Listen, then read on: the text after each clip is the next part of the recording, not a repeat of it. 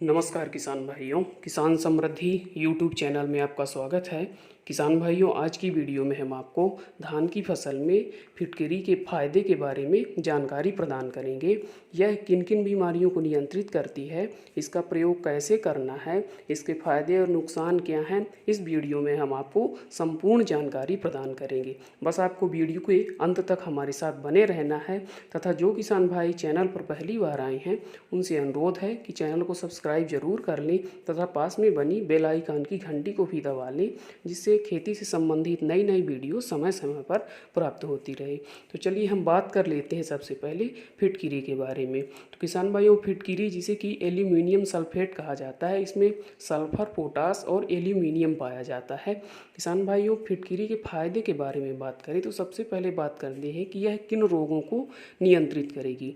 तो धान में जो फफूंद जनित बीमारियां लगती हैं, जैसे पत्तों पर या तने में धब्बे पड़ना हो, जड़ों का जड़ गलन हो, जितनी भी फफूंद जनित बीमारियां हैं उनको यह बहुत अच्छी तरह से नियंत्रित करती है।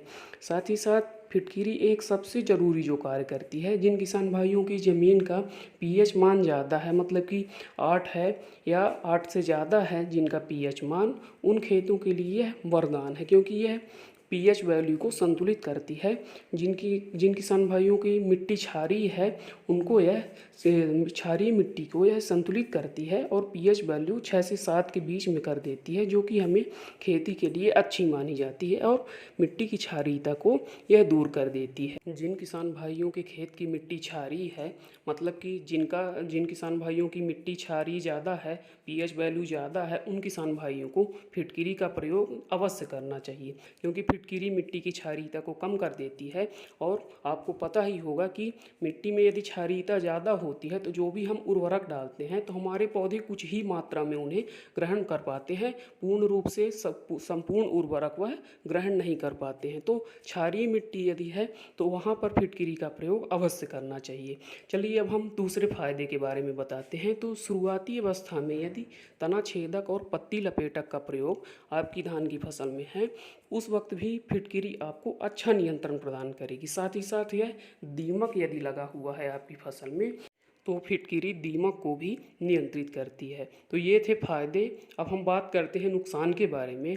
तो किसान भाइयों, फिटकिरी का धान की फसल में कोई भी नुकसान नहीं है।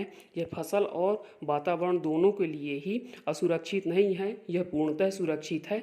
आपको पता ही होगा कि प्राचीन काल से ही फिटकिरी का प्रयोग हम अपने दैनिक दिनचर्या में करते आ रहे हैं, इसका कोई भी नुकसान नहीं है। अब हम बात कर लेते हैं कि फिटकिरी का प्रयोग हमें कैसे करना है तथा कितनी मात्रा में करना है।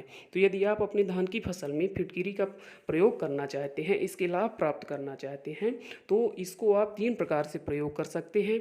या तो आप रेत में मिला करके भी छिड़काव कर सकते हैं या स्प्रे कर सकते हैं, नहीं तो सबसे बढ़िया अच्छा रिजल्ट रहता है कि जहाँ से पानी आपके खेत में जा रहा हो, आप वहाँ पर एक पोटली बना लीजिए और उसमें करीब 1 किलोग्राम फिटकिरी डाल लीजिए और वहाँ पर रख दीजिए, जिससे यह पानी के माध्यम से धीरे धीरे आपके खेत में जाता रहेगा और लाभ मिलता रहेगा।